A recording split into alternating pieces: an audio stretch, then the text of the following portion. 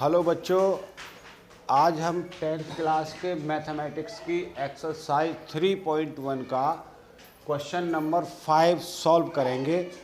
इससे पहले हमने पीछे के क्वेश्चन सॉल्व कर दिए हैं। तो देखिए इसमें लिखा है कि half the perimeter of rectangular garden whose length is 4 meter more than its width is 36 meter. Find the dimension of the garden.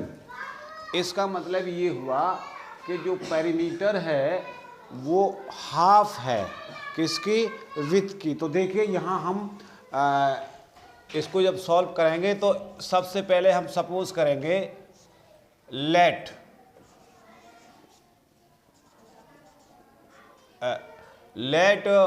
हमने जो इसकी विड्थ है वो b इज इक्वल टू हम ले लें, ये x ले ली, x हमने इसको सपोज कर लिया है। अब इस गार्डन की लेंथ को हम l सपोज कर लें, तो l इज इक्वल टू यहाँ से y है। देखिए गार्डन ऐसा है, इस तरह का गार्डन है, ये इसकी लेंथ है और ये इसकी ब्रेथ है।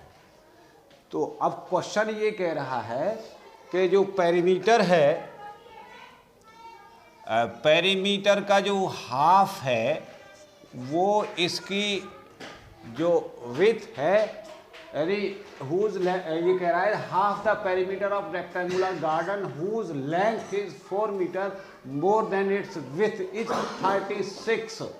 तो ये कितना है, 36 है, तो इसको हम लिख देंगे 36। अब हम जानते हैं पहले से कि जो रेक्टेंगल होता है उसका जो पेरीमीटर होता है उसका फार्मूला होता है हाफ, तो ये है यहाँ, और इसका फार्मूला होता है 2l plus b is equal to, ये हुआ हमारा 36। तो 2 से 2 यहाँ से कैंसिल आउट हुआ और l प्लस b निकल के आ गया हमारा 36। l क्या सपोज किया, l और b हमने सपोज किए हैं, तो b कितना है या x और l कितना है y, तो ये हो गया y plus x is equal to यहाँ से हो गया 36। तो ये इसको सीधा लिख दें x plus y is equal to 36, that is equation number 1। अब ये आगे ये कह रहे हैं कि जो लेंथ है वो 4 मीटर ज़्यादा है किससे, विड्थ से। तो यहाँ लिखेंगे according to the question, according to the question. तो यहाँ से जो लेंथ है वो कितनी है, 4 metre more than its width. तो यहाँ देखिए विड्थ क्या है, हमने क्या सपोज की थी x, और ये क्या है y। जब ये इससे 4 मीटर ज़्यादा है तो ये दोनों इक्वल कब होंगे, जब इसमें हम 4 ऐड कर दें। तो यहाँ से ये हो गया 4 ऐड करने के बाद में ये हो गया, तो y इज इक्वल टू यहाँ से निकल के आ गया x plus 4, that is equation number 2। अब हमें इसको पता लगाना है कि ये हमारा कंसिस्टेंट है या इनकंसिस्टेंट। तो फिर हम इसको ग्राफिकली मेथड से सॉल्व करेंगे। तो अब यहाँ देखें, ये देखिए x प्लस वाई है और यहाँ y is equal to x plus 4 है। अब इसको हमें सॉल्व करना है, रोकना है। तो देखिए अब हम इन दोनों इक्वेशन के ज़रिए से ग्राफ ड्रॉ करेंगे, तो यानी प्लॉट करेंगे। तो सबसे पहले हम इक्वेशन फर्स्ट को लेते हैं।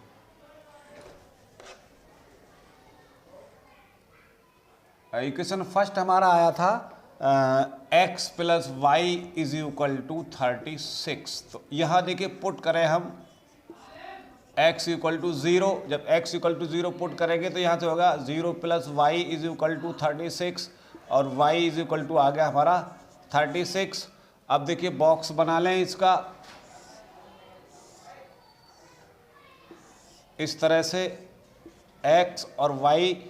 तो यह देखिए जब हमने क्या किया था, यह 0 पुट किया था तो y की वैल्यू हमारी आई थी 36। अब हम पुट करेंगे y इज इक्वल टू 0, तो y की जगह पर 0 रखेंगे तो यहाँ से ये देखिए x है, या x तो x ही रहेगा, तो x प्लस वाई की जगह पर 0, और ये हमारा आ गया 36, तो x इक्वल टू क्या आया 36 आया। तो हमने जब y is equal to 0 put किया तो x इक्वल टू यहाँ से आ गया 36। तो ये हमारा पहला बॉक्स बन गया। आप देखिए दूसरे इक्वेशन को लेंगे। दूसरा इक्वेशन है हमारा फ्रॉम इक्वेशन सेकंड, तो यहाँ ये लिखा है y is equal to x plus 4। तो देखिए यहाँ पर हम x की जगह पर अगर कुछ भी पुट कर दें, देखिए x की जगह पर हमने यहाँ 4 पुट कर दिया, तो यहाँ 4 पुट करने के बाद पुट x इक्वल टू 4, तो यहाँ से y की वैल्यू आएगी 4, ये हो गया प्लस 4, तो y की वैल्यू यहाँ से आ गई 8। तो इसका भी बॉक्स हमें बनाना है। तो देखिए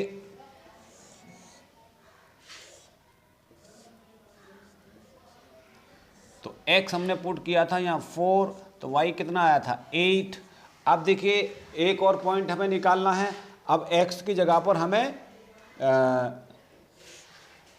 या y equal to x plus 4 है, तो x की जगह पर हम यहाँ हमने सपोज किया पुट कर लें यहाँ पर 12 पुट कर लिया, तो ये 12 आ गया प्लस 4, y इक्वल टू यहाँ से आ गया 16। तो यहाँ लिख दें पुट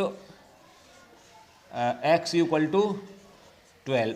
तो देखिए इसके बॉक्स में हम लिखेंगे जब हमने 12 पुट किया था तो y आया था हमारा 16। तो अब देखिए अब दोनों बॉक्सों के ज़रिए से अब हम ग्राफ प्लॉट करेंगे।